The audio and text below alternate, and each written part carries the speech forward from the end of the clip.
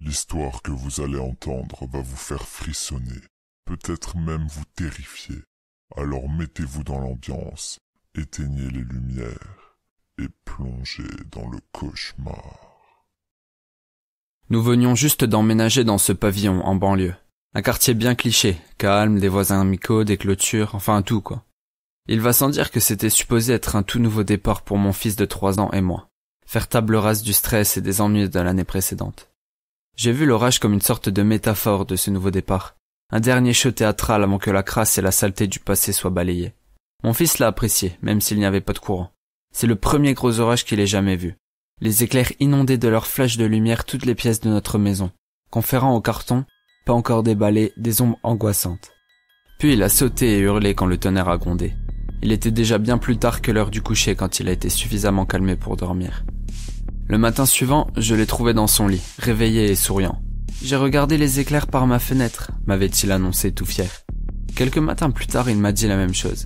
« T'es bête », lui ai-je répondu, « il n'y a pas eu d'orage la nuit dernière, tu as rêvé. » Oh.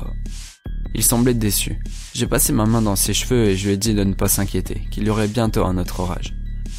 Puis c'est devenu une habitude. Il me disait qu'il y avait des éclairs par sa fenêtre au moins 2 fois par semaine, alors qu'il n'y avait eu aucun orage. Je me suis dit qu'il devait s'agir de rêves récurrents, dus au souvenir de la tempête du jour de notre arrivée. En y repensant, c'est normal de culpabiliser. Tout le monde m'assure qu'il n'y a rien que j'aurais pu faire. Je ne pouvais pas savoir. Mais je suis supposé être le protecteur de mon fils, et ces mots de réconfort sont inutiles. Je me vois revivre constamment ce matin-là. Je prépare mon café, je verse du lait sur mes céréales, et je prends le journal du jour pour y lire en première page que les autorités locales ont mis la main sur un pédophile. Apparemment, ce mec choisissait des cibles jeunes, généralement des garçons, rôdait autour de leur maison pendant un temps et prenait des photos d'eux par la fenêtre de leur chambre pendant qu'ils dormaient. Quelquefois, il faisait plus que ça.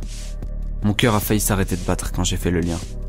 Au moment où mon fils m'avait dit ça ne m'avait pas semblé être autre chose que le fruit de son imagination. Mais à la lumière de cette nouvelle, c'est devenu subitement la chose la plus terrifiante que j'avais jamais entendue. 1 semaine avant que le prédateur soit arrêté, mon fils était venu me trouver, vêtu de son pyjama.